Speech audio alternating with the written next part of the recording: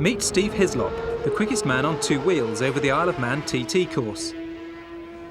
During the 1994 race, Steve secured his 11th TT victory, and many of his competitors seem to be standing still.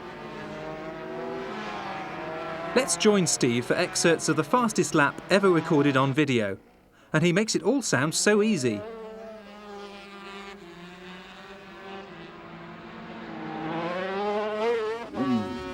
As you pull up to the start here, you've always got the slight butterflies in your stomach, but the best bet is just to try and get really relaxed and try and settle into the rhythm as quick as you can. As you pull away from the grandstand here, it's just hard acceleration right up through each gear to hopefully be hitting top gear just before you go through St Ninian's Crossroads.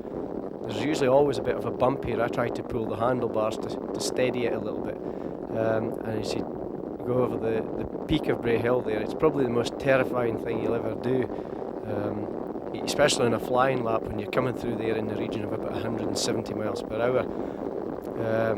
You start to decelerate just as the road narrows here and get real hard braking ready for quarter bridge, because you're right back to first gear, although we're pulling quite high gearing on these bikes, and it still seems hard to stop because first gear's geared for something over 100 miles an hour, 120 or something.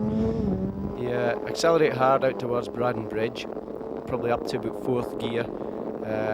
Just hard braking in here, back a couple of gears, especially on the first lap. You've got to watch because your tyres haven't really been on the left hand side there, so you have to watch going into the left and even accelerating out to the right here. And it's hard acceleration up towards Union Mills.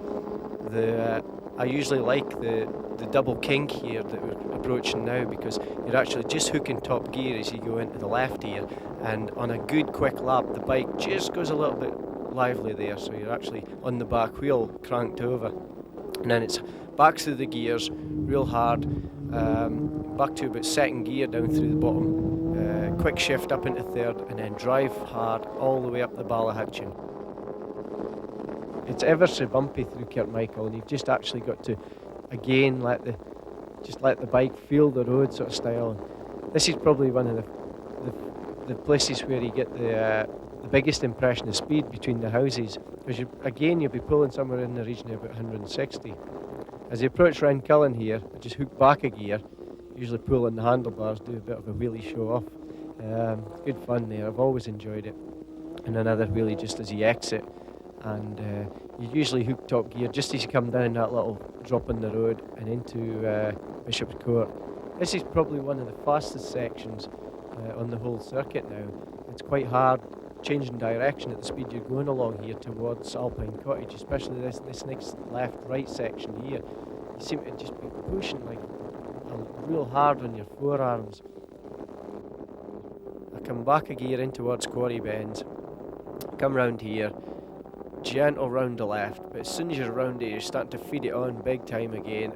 Out, you usually hook top gear just about here and out onto the start of Sulby Straight.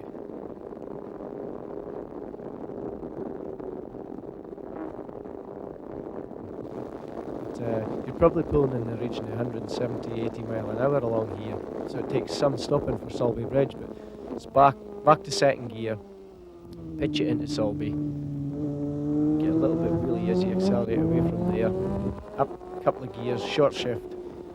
Again, this is a real bumpy section. We've just got Simon Beck here. Simon's on his 600. Oop, I have to back off a bit there. I was going to go through there, but as you see, Simon closed the door. But down through the bottom of Kerrymore, and now approaching probably one of the bumpiest sections of the lot, along through Glenduff towards Glentrammon. Over the last 3 years, this has become very bumpy, and it's a case of trying to go through here flat out, but I think you only can do it about every second lap. You've hardly got any strength to do it every lap.